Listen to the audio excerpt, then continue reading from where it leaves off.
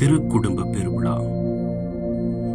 தூய பிரான்சிஸ் குழந்தை இயேசுவின் பிறப்பை மிகுந்த சிறப்புடன் கொண்டாடும் வழக்கம் கொண்டு அதனை மற்ற எல்லா விழாக்களிலும் மேலான விழா என்று அழைப்பதுண்டு. ஏனெனில் எல்லாமுள்ள கடவுள் ஒரு பச்சிளம் பாலகனாக பிறந்து மனித மார்பில் சாய்ந்திருந்தார். இதனால் தூய பிரான்சிஸ் குழந்தை இயேசுவின் திருவுருவப் படங்களை காணும் போது அதன் கைகால்களை பாசம் ததும்ப முத்தமிடுவார்.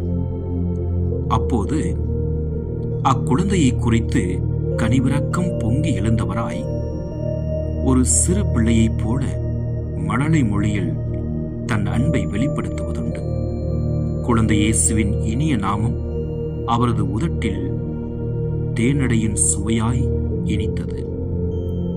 செலானோ 2ஆம் நூல் 199.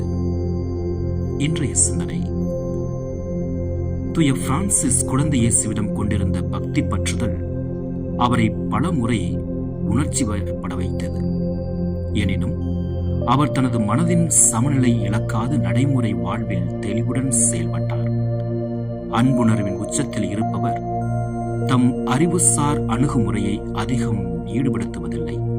எனினும் உண்மையான அன்பின் உணர்ச்சி கலந்த வெளிப்பாடுகள் தீயதாகவும் அழிவுக்குரியதாக இருந்திட முடியாது. அப்படி அழியும் தீமையும் விளைவிப்பதென்றால் அது அன்பற்ற உணர்ச்சி வயப்பட சீராகிவிடும்.